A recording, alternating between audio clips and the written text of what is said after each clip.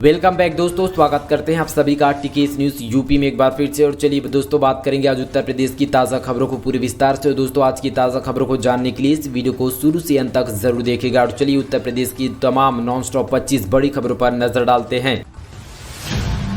गोरखपुर में घर घर बिछने लगा पीएनजी का पाइप, जाने सीएम योगी कब देंगे सौगात, क्या होगा रेट। साथ ही सीएम योगी आदित्यनाथ अगले हफ्ते गोरखपुर को पीएनजी का तोहफा देख सकते हैं। यह सिर्फ सुविधा जो है यहाँ पे 29.90 प्रति घन मीटर की दर पर उपभोक्ताओं को उनके घर रसोई घर में उपलब्ध होगी। गैस प्रदाता कॉर्पोरेट ने इसके लिए जो है तैयारी तेज कर दी है। साथ ही घरेलू उपभोक्ताओं को कनेक्शन 7,090 रुपये प्रति उपलब्ध कराया जाएगा। मुख्यमंत्री योगी आदित्यनाथ लोकार्पण की तैयारी के क्रम में जो है खनीमपुर और साथ ही सेक्टर 5 गिरिडा के आवासीय क्षेत्र में इसका जो है ट्रायल शुरू कर चुका है। यूपी में सरकार बनी तो हर घर को 300 यूनिट बिजली मुफ्त देगी आम आदमी पार्टी। दिल्ली में सत्तारूढ़ आम आदमी पार्टी आप ने उत्तर प्रदेश के आगामी विधानसभा चुनाव के बाद राज्य में सरकार बनने पर सभी घरेलू उपभोक्ताओं को 300 यूनिट बिजली मुफ्त देने और 38 लाख परिवारों को बकाया बिजली का बिल माफ करने का ऐलान किया गया। साथ ही दिल्ली के यहाँ पे जो है उप मुख्यमंत्री मनीष सिसोदिया ने जो है गुरुवार को लखनऊ में एक संवाददाता सम्मेलन में कहा कि उत्तर प्रदेश में सत्ता आने पर आम आदमी पार्टी सरकार राज्य के सभी घरेलू उपभोक्ताओं को 300 यूनिट तक मुफ्त में बिजली देगी। साथ ही इसके अलावा सरकार छोटी बड़ी सभी तरह के जो है जोत वाले किसानों को भी मुफ्त में बिजली उपलब्ध कराएगी। यूपी में आफत की बारिश, पेड़ और घर गिरने से 38 लोगों की मौत। साथ ही मौसम विभाग का अलर्ट, 2 दिन चलेगा दौर। साथ ही दोस्तों बता दें कि उत्तर प्रदेश में पिछले 24 घंटों से पूर्वांचल और साथ ही अवध क्षेत्र में लगातार बारिश हो रही है। कई जगहों पर यहाँ पे पूरी तरह से तबाही मची हुई है। ज्यादातर इलाकों में हो रही मूसलाधार बारिश से आम जनजीवन अस्त व्यस्त हो चुका है। इस दौरान घर और साथ ही पेड़ गिरने के कारण 38 लोगों की मौत हुई है, जबकि लोगों की संपत्ति का व्यापक नुकसान हुआ है। बाराबंकी में सर्वाधिक छत मौतें और यहाँ पे, जबकि प्रयागराज, प्रतापगढ़, फतेहपुर में 5-5 और साथ ही यहाँ पे लखनऊ में 3 लोगों की मौत हो चुकी है। मौसम विभाग के अनुसार राज्य में बारिश का दौर जो है अगले 1 से 2 दिनों तक और चलेगा। सीएम योगी कर सकते हैं गन्ना मूल्य वृद्धि का ऐलान, तैयारी पूरी, अब घोषणा की बाकी। मुख्यमंत्री योगी आदित्यनाथ के द्वारा जो है यहाँ पे लखनऊ में स्मृति भवन में 18 सितंबर को भारतीय जनता पार्टी किसान सम्मेलन आयोजित करने जा रही है। इसमें 20,000 से अधिक किसान सम्मिलित होंगे। किसान सम्मेलन के दौरान मुख्यमंत्री योगी आदित्यनाथ बहुप्रतीक्षित गन्ना मूल्य बढ़ोतरी का ऐलान कर सकते हैं।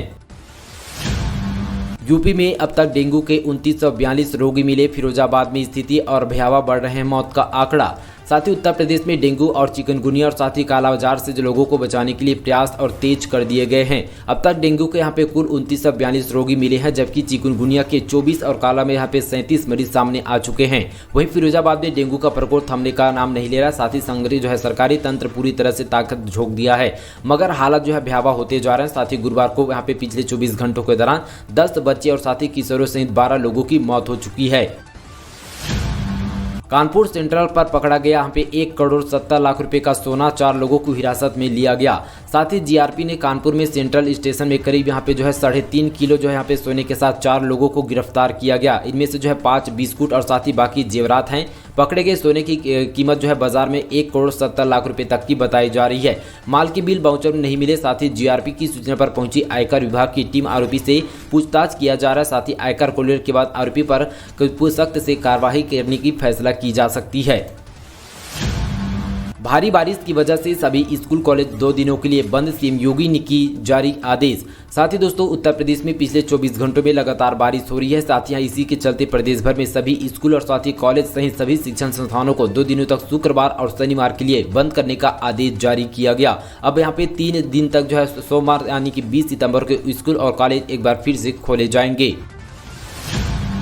सितंबर नवंबर में एक बार फिर बढ़ सकते हैं प्याज के दाम। साथ ही यहाँ पे कृषि ने अनियमित मानसून को बताया कारण। जी हाँ दोस्तों, बता दें कि प्याज पूरे देश में तकरीबन हर घर में इस्तेमाल होने वाला वस्तु है। हर साल सितंबर से नवंबर के बीच प्याज के दाम बढ़ जाते हैं।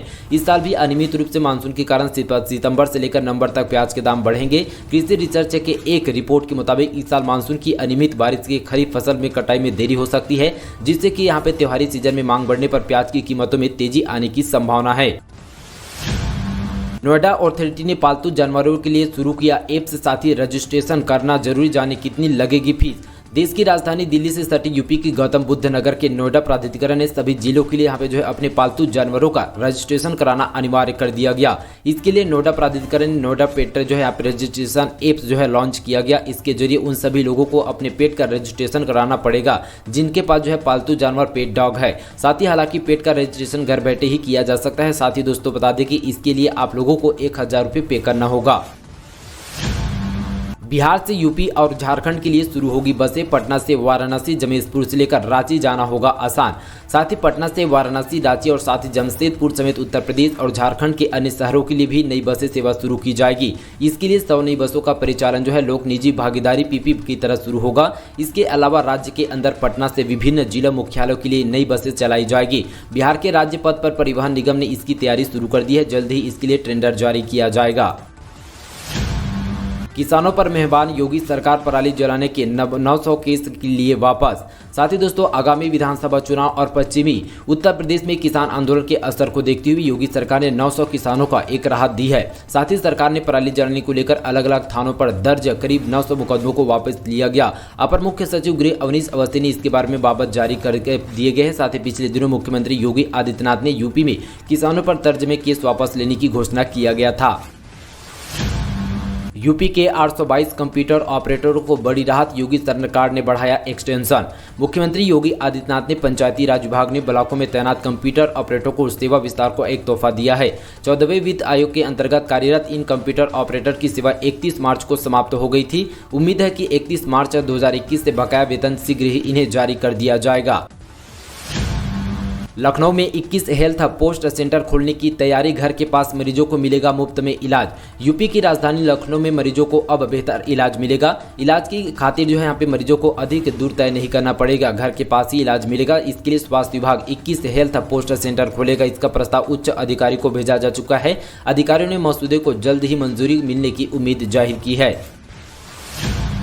पेट्रोल व डीजल जीएसटी के दायरे में आने से राज्य नहीं घटा सकेंगे दायरे। जी हां दोस्तों बता दें कि केंद्र सरकार ने पेट्रोल और उत्पादों को अभी गुड सर्विस टैक्स के दायरे में से बाहर रखा है। राज्य इन पर मूल्य सर्विस टैक्स यानी वैट की वसूली कर सकते हैं। साथ ही काउंसिलिंग की शुक्रवार होने वाली बैठक में पेट्रोलियम उत्पादकों में खासकर पेट्रोल और डीजल को जीएसटी के दायरे में लाने पर विचार किया जा सकता है। पेट्रोल और डीजल जीएसटी के दायरे में आने के बाद राज्य न तो इसकी दरें घटा सकते हैं और न ही इसमें जो है किसी तरह की वृद्धि कर सकते हैं। राज्य के लिए रेट पर मिलने वाला टैक्स काफी मददगार होगा। यूपी में जून और दिसंबर के अंत में रिटायर कर्मियों को नहीं मिलेगी वेतन वृद्धि।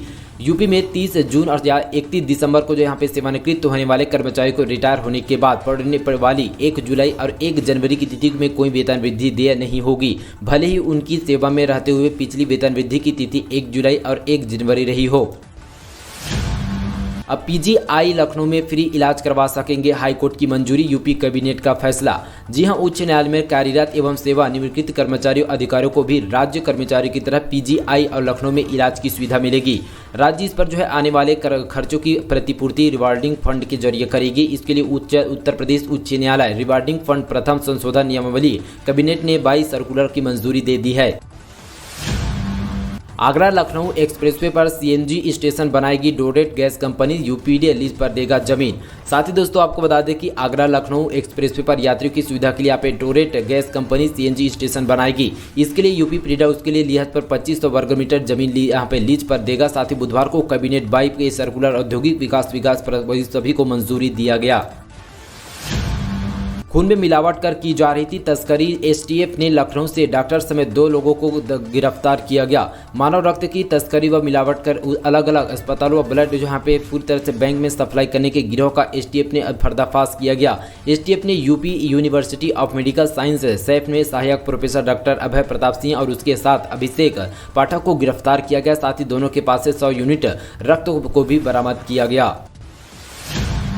यूपी होमगार्ड भर्ती में इन्हें भी मिल सकती है वरीयता। साथ ही दोस्तों उत्तर प्रदेश में भर्ती की अधिसूचना जल्द ही जारी हो सकती है। ऐसे में भर्ती का इंतजार कर रहे उम्मीदवारों का जल्द ही इंतजार खत्म हो सकता है। गौरतलब है कि प्रदेश में होमगार्ड विभाग में काफी समय से भर्तियां आयोजित नहीं हुई है, जिसकी वजह से विभाग में वर्तमान कई पद खाली है। खबरों के अनुसार जल्द ही इसमें जो है अधिसूचना जारी की जाएगी। साथ ही इच्छुक उम्मीदवार यहाँ पे भर्ती सब अपडेट अधिकाधिक वेबसाइट के माध्यम से जानकारी प्राप्त कर सकते हैं।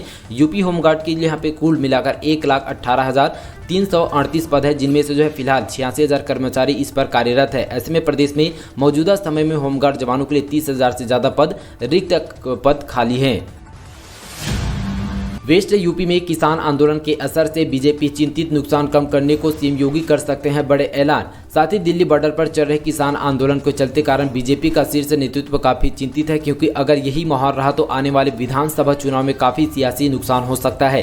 साथ ही यूपी पश्चिम क्षेत्र में इस आंदोलन का काफी असर देखा जा रहा है। साथ ही ऐसे में बीजेपी नेतृत्व हर कोशिश कर रहा है जिसमें किसान आंदोलन की धार को यहाँ पे कुंद किया जा सके। 1 अक्टूबर से लागू हो जाएगी रेलवे की नई समय सारणी। साथ ही दोस्तों बता दें कि बीते 2 वर्षों के बाद रेलवे की नई समय सारणी 1 अक्टूबर से हमने की लागू होने जा रही है। ऐसे में रेलवे महकमे में इसकी अधिसूचना भी तैयार की जा चुकी है। 1 अक्टूबर से प्रयागराज मंडल के तमाम रेलवे स्टेशन से गुजरने वाली ट्रेनों के समय सीमा पर बदलाव किया जा रहा है। माना जा रहा है कि नया टाइम टेबल रेलवे यात्रियों को एक राहत भरी खबर है। साथ ही इसमें पिछले वर्ष में मई माह में रेलवे स्पेशल और साथ ही फेस्टिवल ट्रेनों का संचालन किया जा रहा था। नई समय सारणी लागू होने के बाद यहाँ पे ट्रेनों से स्पेशल और साथ ही फेस्टिवल ट्रेनों का दर्जा हट सकता है।